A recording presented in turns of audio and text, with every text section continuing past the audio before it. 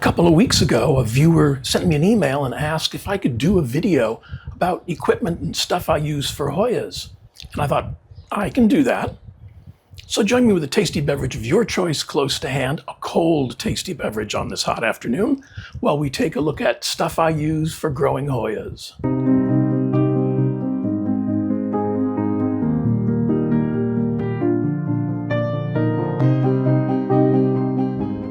And I'm happy to take the opportunity this afternoon to send out special thanks to Hui and Beata, who sent me super thanks this past week. Your generous support makes a whole lot of things possible and really means a lot to me. So thank you both very much. And on this hot afternoon, it's 93 degrees Fahrenheit here, which is 33 degrees Celsius. I know I was hoping for warmer temperatures, but they didn't have to all come at once. I've got some things in bloom. And the first one up I'm really happy about. This is Hoya species Bengkulu Rindu Rafflesia. And it just opened up and started blooming for the first time this week. And those blossoms are very pretty. They're sort of what I referred to as old ivory, but I was told it's old plastic. Corollas and dusty rose edged coronas. Very pretty. I've, of course, got some close-ups over here. This plant struggled with flat mites. It got hammered earlier last year, and it took it a long time to recuperate. The leaves are very pretty. A little bit of splash in them, a raised central rib and some other raised veins, and a nice color. And good sized. I mean, these are, well, let's look at this one because it's easy to get to. That's 6 inches or 15.5 centimeters here. And I think that's a really pretty leaf. So first time blooming for this one. I'm very happy about it, but yeah, that's cool. This is Hoya species Bengkulu Rindu Rafflesia. And the next one is hanging out over here. Oh, big boy. Oh, this is my Hoya Sulawesiana. And this one just started blooming again. Let's get my tasty beverage out of the way, safely out of the way. And those are very neat. The corollas are reflexive, very fuzzy, very, very pale pink. The coronas are a dark ruby color. And of course, close-ups, but yeah, that's very neat. They tend to drip, so bear that in mind. The leaves on this are just gorgeous. I mean, they're good sized. There's one. Let's take a look at that one. That one is from petiole to tip, 9 inches or about 23 centimeters. So yeah, very pretty, recessed central rib and recessed veins, great green color. And once this one got settled, he's been growing up a storm. I had to back him out of all the rest of the shelves. So yeah, Hoya Sulawesiana. Okay, behave, stay there. Next up, hopefully one that's not going to be as, well, I don't know. I was going to say cumbersome or unwieldy, but it probably will be. And this is Hoya lacunosa Durian Perangin. And it's been just blooming its little heart out the last couple of days in lots of different places. See if I can see if that'll work as well. Come on, don't struggle. Lacunosa blossoms are very, very pretty. Some people, I am told, do not like them and do not like the scent. To me, it smells like hyacinth. I know that's what I say all the time, but the leaves are very pretty. Nice small green leaves with little bits of splash on them. standard Lacanosa surface texture and a little bit of gloss. But yeah, this one's doing really well. I've got 1, 2, 3, 4, 5, 6, 7, 8, 9. There's 11 peduncles in bloom, and there's 5 or 6 more just getting ready to start. So yeah, this one's cool. This is Hoya Lacanosa Durian Perangin. And who's left? Oh, stay. They don't always listen, and I hate it when their plants don't mind. Next up is my Hoya Hoya caudata. That's a big leaf that got stuck in there, and that's not going anywhere soon. Yeah, this was my first sort of, where are you? There you are. My first sort of exotic Hoya. I bought it because I thought the leaves might be really interesting, and they are. And there's a little bit of blooming going on there. I can't tip it too much or everything's going to fall out, but yeah, and there's a few other peduncles like up in there getting ready to bloom. Let's turn it so I can see it. There we go. The corollas are very white and very fuzzy, and they have those caudatas, those tails, hanging out of the center of the corona. And the corona is kind of a dark magenta. There's a scent, but I can't quite.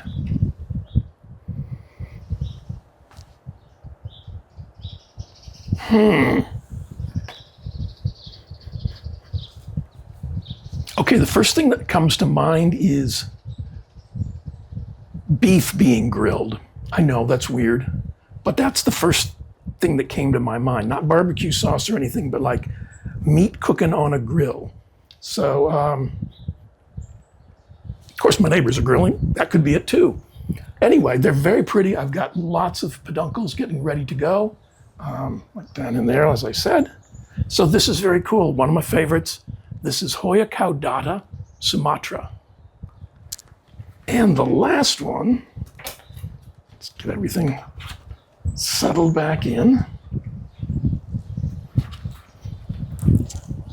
Okay, and the last one is Hoya decipuli. And this one blooms a lot. Come out of there. There we go. But it's just gone to town this last week with all those really wild decipuli blooms. They're just so cool, so unique, like little cages in there.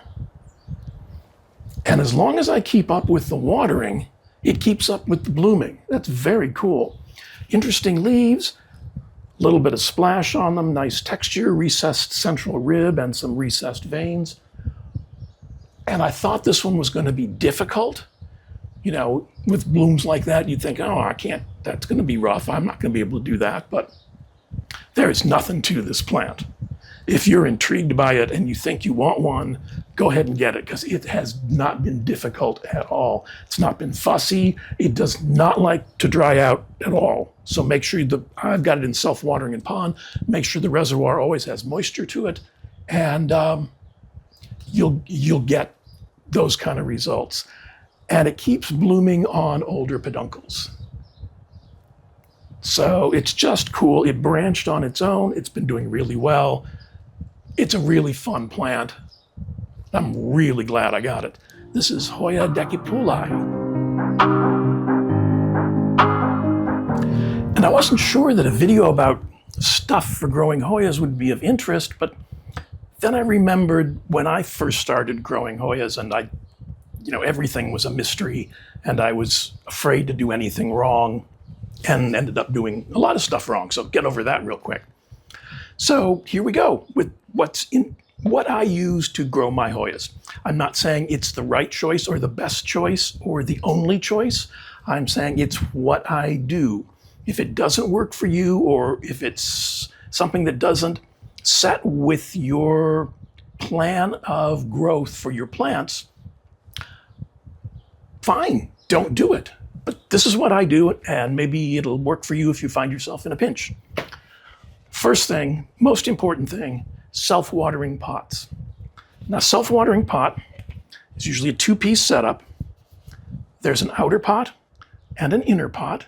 The inner pot has slots and wicks. And these are, let's get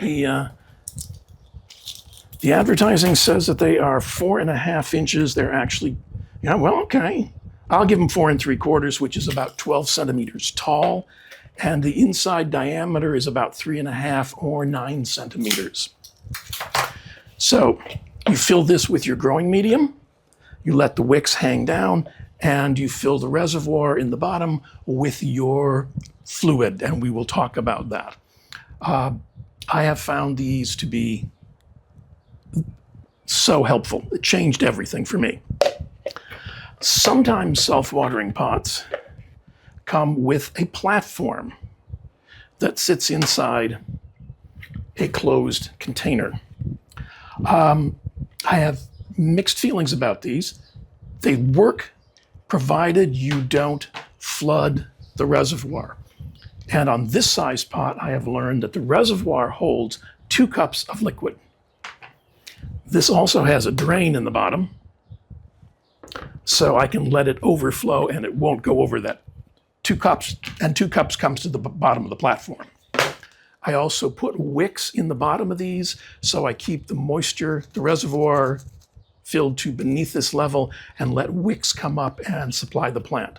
So I essentially turn it into a large one of these. I turn this into a large one of these. There we go.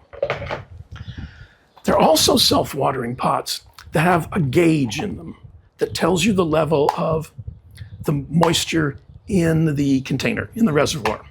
And they work on the same principle as these. They've got little feet that raise it up above the bottom of the container. They work fine, no problems. The only thing you should probably always do is tap the gauge, because sometimes the gauge can get stuck in a certain position, and if you look at it, you'll think that it's full and doesn't need any moisture, when in reality it's just stuck there. So the one thing I always do, and I still have a few of these, is I always tap the gauge to make sure that it's loose and giving me an accurate reading. The other container kind of thing I use are small glass jars. These are from a brand of yogurt that a friend of mine loves, and so I have almost a constant supply of them. They work great for making a passive solar rooting container. So you take your little plastic cup, poke holes in the bottom, you put your growing medium in here, you drop it in the little cup, fill it up to just past the bottom of the container, and there you go. Bob's your uncle, or Maud is your aunt, whatever. I also have been using these 2-inch net pots, because they drop in there very well, and you just fill it up with a little bit of moisture. I grow in pond, so I tend to root in pond. I always suggest that you root it in what you're going to grow it in. That makes that transition for the plant much easier when you move it out of this into a grown-up pot. The other thing related to these is another rooting technique I've been trying that's worked really well for me. And it's a small glass jar. It doesn't matter what it is. And I stretched cling film, plastic wrap over the top. Fill it, put your nutrient solution or whatever you're going to root it in, water or whatever, in first. Stretch the plastic over the top. Poke holes in it and put your cuttings in through the holes in the plastic. It just seems to, you don't have cuttings flopping around. The liquid inside evaporates much more slowly, and it kind of holds the cutting in a better position. So yeah, this has been working really well for me. So yeah, that's what I use for containers for self-watering. Next thing I'm going to talk about is the substrate. And again, This is not the answer. This is not the way to do it. This is what I use and what works for me. If what you use works for you and your Hoyas are growing like weeds and blooming all the time and everything's going great, then don't change that. Keep that. But if they're not, then maybe it's time to think about something else. I'm not saying these, but maybe it's time to refresh that approach. So for the most part, I grow my Hoyas in generic pon. And I'll put pictures of what the pon looks like over here. A pon is typically a combination, now there are different formulas, but typically a combination of pumice, lava rock, and zeolite. And pumice and lava rock have, like English muffins, nooks and crannies to hold moisture that the plant's roots can then tap into. Zeolite has wicking qualities. So as a combination, it works really well. It provides lots of air around the roots of your plant. And I think I have less instances of rot because I've got good airflow around the roots. And because I'm using it in the wick-based self-watering pots, the zeolite and the roots of the plant can draw up moisture as they need to. So that's been working really well for me. But the other thing that works really well for me is an organic mix.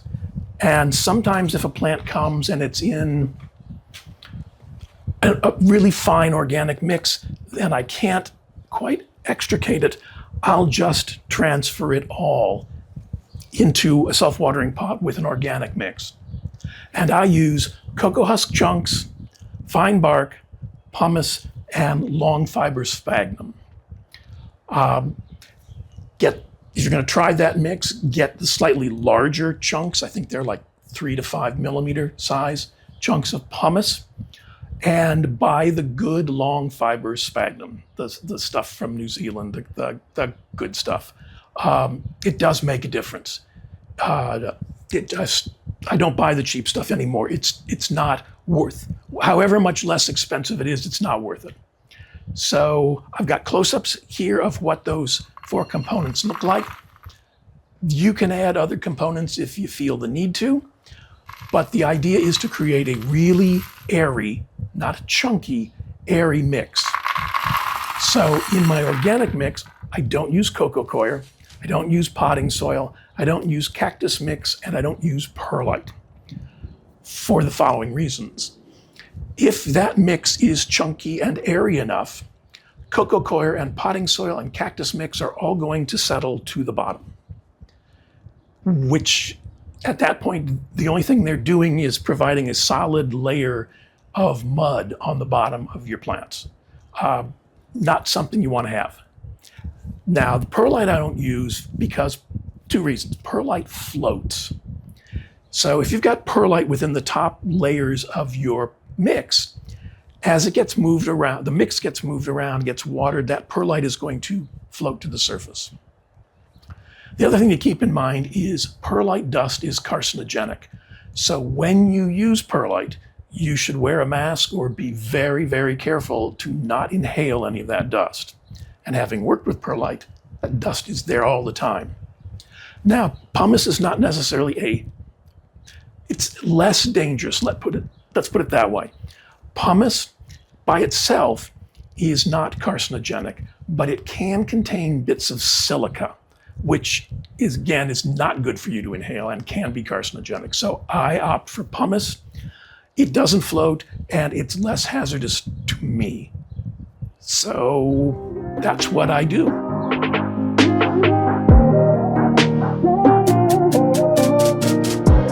And the next thing I use on my grow shelves are grow lights. Now, you don't have to use grow lights to grow Hoyas. And I didn't for several years. And in the wintertime, they would all huddle around what windows were available. And then at one point I thought, I'm going to try a grow light. Everyone talks about grow lights, I'm going to try one. And it was a huge success. My plants kept growing through the winter. They responded really well to it. They really liked it. And I went out and bought a good set of wire shelves, and I put up 24-inch grow light. And it made all the difference. It changed everything for how I grew Hoyas because they could grow all year round. And then when I discovered Sansi lights, and you can get a discount code for Sansi lights that you can use at checkout. It's planted in RI. I now use, in conjunction with that, some clip lights. You don't have to have grow lights, as I said. And there are a whole bunch of different kinds. There's all kinds of numbers. Everybody bandies around all kinds of different numbers about what's more effective, and certain brands are very, very popular right now. And yeah, I didn't bother to learn any of those numbers. They're all on the websites for the bulbs themselves. I know Sansi makes them available. All the specs are available on their website. And I've worked with the traditional old-fashioned grow bulbs, and those are monstrous and they're tough. That's tough to deal with. And so LED grow lights, and these are not from Sansi. I didn't know about Sansi when I bought these. If I had, I would have, because I'm really happy with these. These are from Sansi. Yeah, they just make a big difference. They make it easier, and your plants don't know what time of year it is because their days are the same length. Or if you want to, what I used to do for a while is I would rotate where the grow light was throughout the house to give the plants here a day or two of sun, and here a day or two of sun, and here a day or two of sun. So that can all help. Most of the grow lights you're going to see out there are LED, and everyone that thinks that LED lights do not generate heat, and those people are incorrect, because all the grow lights in my plant room are LED, and the LED lights can raise the temperature in that room 10 degrees over the course of the day. The bulbs from Sansi, great light, but they can get hot. So you want to keep them away, no direct contact with the plants. And that's true of any kind of grow light. You prefer not to have your plants growing up and around it. So I use grow lights. If you're having trouble through the winter with your plants, they might help you, the plants. And since a lot of the grow lights are full spectrum lights, they can also help you with, that gray feeling in the middle of winter. So yeah, that's what I use for grow lights.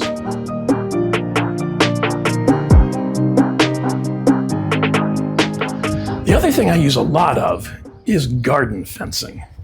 And most of my regular viewers have seen my tower trellises before. And I will put a link to the video where I walk through how I make them. But garden fencing is just great stuff. The first time you look at it and look at the price, you may think that's a little, but you'll use this for lots of things. I use it on my grow shelves. So I should have some pictures or videos over here. I line the back and the sides of my grow shelves with garden fencing. First of all, it keeps me from doing stupid things like pushing things off the back edge of the shelf, but it lets me take hanging pots and hang them on that gridding in the back. So I can get a layer of hanging plants in the back and standing plants in the front. So it's really handy that way. Plus, I've got like a grow light clipped to one of the, it's just neat to have that extra vertical space that you can hang things on. Another great use for it is a hanging trellis that Doug Chamberlain showed on his channel. And it's a strip of that fencing wrapped around with a plastic cup shoved in the bottom. And he hangs these and lets his Hoyas, he uses a much longer strip of the garden fencing, but lets his Hoyas wrap around these. So that's really handy. Lightweight, inexpensive to make, and it lets you combine a trellis and a hanging thing. So yeah, garden fencing is just handy for a lot of stuff. If you don't let the price throw you, because you can use it in multiple places.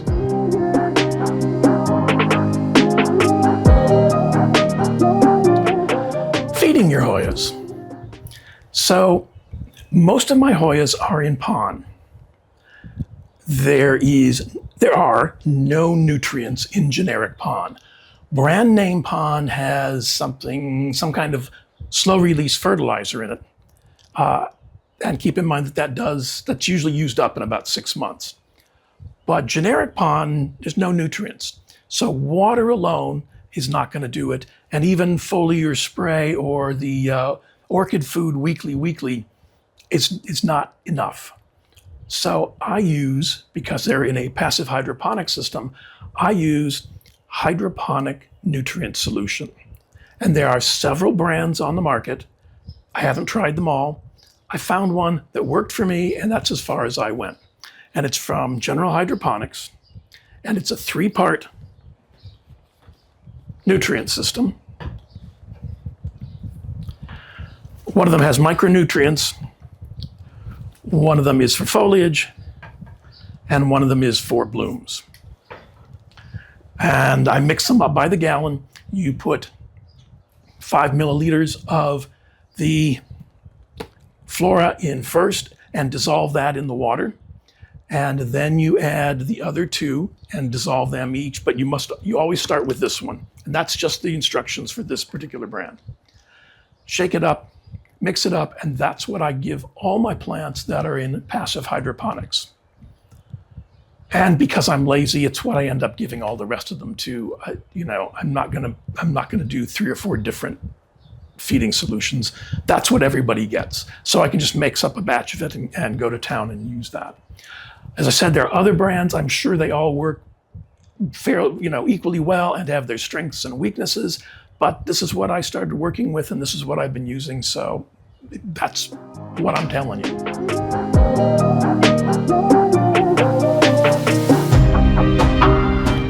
The next thing that made my life much easier is a pump sprayer. I put off doing this for a really long time, and that was not the smart decision on my part. This one is a gallon, which is approximately 4 liters. The thing to keep in mind when you're shopping for them is that water weighs 8 pounds to the gallon, or 1 kilogram per liter. So, in this case, this thing probably weighs 9 pounds when loaded up. A 2-gallon one, that's going to be, 16, 17, 18 pounds. But it's got a carrying strap. I can put it over my shoulder and I can work my way around the plant room. I have one recommendation. Get one with a soft, flexible hose. I tried another brand beforehand, and I got tired of fighting with the hose every time I used it. The other thing I did was I took off the spray nozzle. I found it made a little bit too much of a mess and wasn't what I needed to do. I need to water them, so I need to use it like a watering can. So I took off the spray nozzle and cut off the little spray adapter that was in there so that it now does that. It waters. It doesn't spray. The great thing is I have learned that stick the nozzle in and I can count to 6. 1, 2, 3, 4, 5, 6. And that will fill up the reservoir on my self-watering pots just right. So I can go through and put the nozzle in a plant, put the nozzle in a plant, put the nozzle in a plant, and I can go through and water half of my plant room in an hour to an hour and a half. And keeping in mind that there's a lot of plants in that room, it's just made everything about watering so much easier for me. Yeah, it used to take me days to water the plants. Some of them, some were in the back row, so you had to move what's in front of them and everything else. That one can just work right in, can do what needs to be done, and like I said, Bob's your uncle or Maud's your aunt. Yeah, so if you've got more than just a few plants, this can be a really big help. Yeah. You'll have to do some adaptations, but it's absolutely worth it. Saves me just a bunch of time.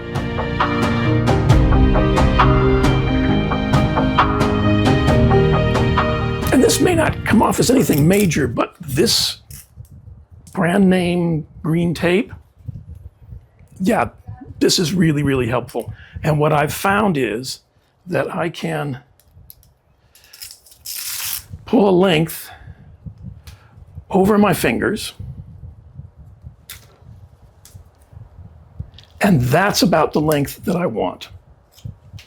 You'll have to experiment to come up with your own, your fingers aren't going to be the same size as mine, but that's about the length I can get away with. And then what I do is cut it in half the long way. Because how wide a piece of this tape do you need to hold a Hoya vine? So yeah, really helpful. I'm not a fan. Well, the little clips are really easy, and butterflies, they're really cute. But when your plants start getting big and you've got a lot of those kind of things on the plant, this just makes more sense economically.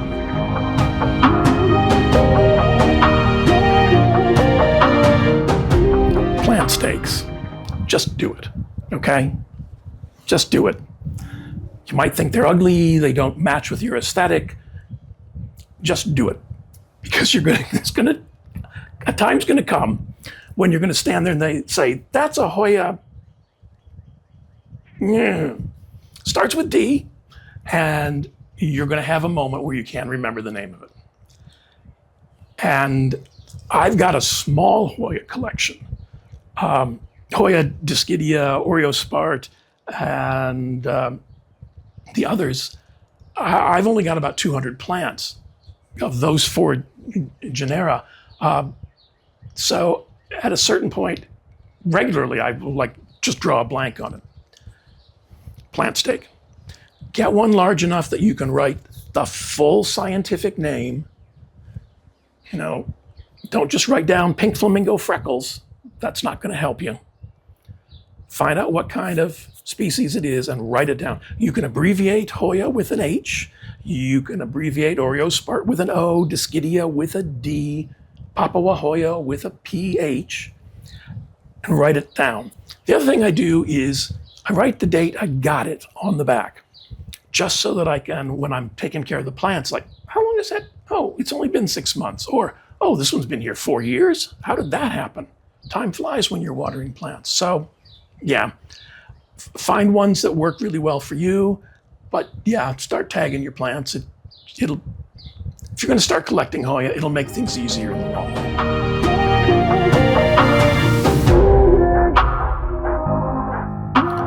And now a bunch of just little odds and ends stuff that really help with what I do. First thing is a notebook. Now, I like to write it down in paper. I also keep it digitally, but I really like writing things down. So whether it's a paper notebook or a digital notebook on your phone, have a book, have some place where you write down when you got it, when you did stuff to it, and any other important events. You don't have to write down every little detail about, it bloomed for the first time, although that might be interesting to write down someplace. But you don't have to jot down every time it bloomed, but you should jot down anything that you might want to look back on and say, oh, when did I move that to this substrate? Or when did I put it on a trellis? So that kind of stuff is handy to know. Plastic gallon jug. If you're going to start mixing up nutrient solutions for semi-hydroponic, passive hydroponic, you're going to need one of these. Next time you buy something in a jug like this, just rinse it out and keep it. Sharp scissors. Not necessarily this brand, but a good pair of sharp garden scissors. Clean cuts cause less damage. Clean cuts heal faster. Dull scissors will just smash the stems, smash anything else. You want a nice, clean, sharp blade. Plastic cups. 3-ounce plastic cups. They are so handy for just about everything. To the bottom, this is that Lonely brand name. 1 ounce to the bottom of the ribbing. I use these for rooting, I use these for measuring, I use these for all kinds of things. They're really cheap. Yeah, plastic cups, absolutely. A box cutter. For me, please. I am so tired of seeing people trying to open a box with an open pair of scissors and waiting to find out if they're going to get hurt. Buy yourself a nice little box cutter. It's worth it. It's safer, it's easier to use, and you'll stop scaring me every time you do an unboxing video.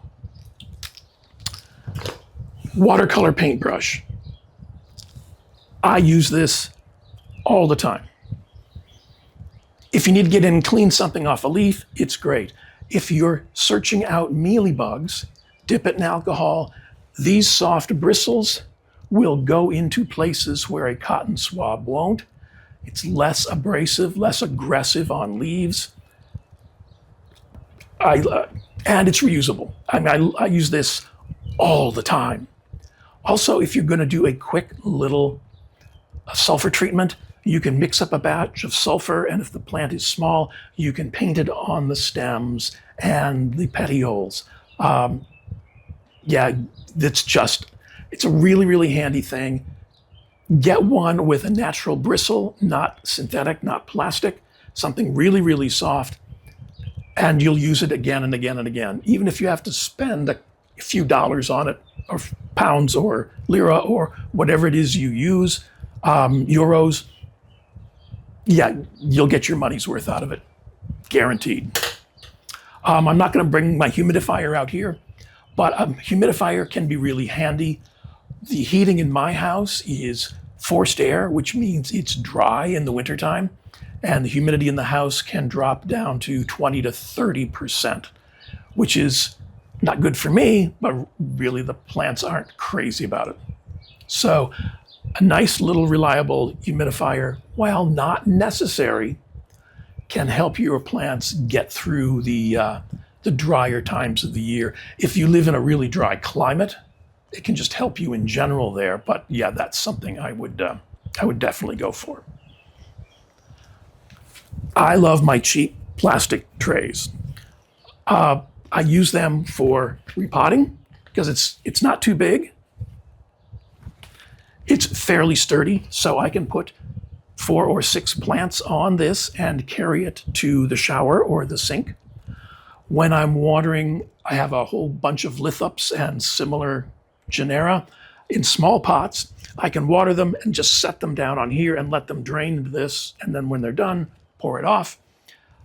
I just find these really, really helpful. I know lots of people have the repotting mats that they can roll up and put away, but this takes up very little space. Actually, it lives under my kitchen sink. So yeah, I use this all the time. What else is on my list? If you're going to start moving your plants to pond or start experimenting with pond, you are going to need a mesh strainer. This is like dollar store or euro store kind of stuff. Don't spend a lot of money on it. Just get one that's metal, because pond can be a little rough, and something fairly fine. When you strain your pond, when you rinse your pond, don't do it in the kitchen sink, don't do it in the bathtub, don't do it in any plumbing that you like. That fine dust that you wash out of here will settle in the bottom of your drains and form a solid block. It's stone dust, essentially. It's what they use as an underlayment for patios and things like that. So don't rinse your pond in your sink, your shower, your tub, anything like that. During the winter time, I put this over a bucket and catch the runoff in the bucket, and then I use it for my outdoor plants. But you'll need one of these. Don't rinse your pot in the sink. Somebody's going to get a bill for that. And the last one, get yourself a magnifying glass. There's a whole bunch of different styles out there, but at some point, you're going to look at your plant and say, what the heck is that? And that's when you pull out your, Sherlock Holmes magnifying glass and take a look at it and see what it actually is. Or go in and take a look at a peduncle or a blossom or something else. It's not a requirement, but it certainly is a fun thing to have around.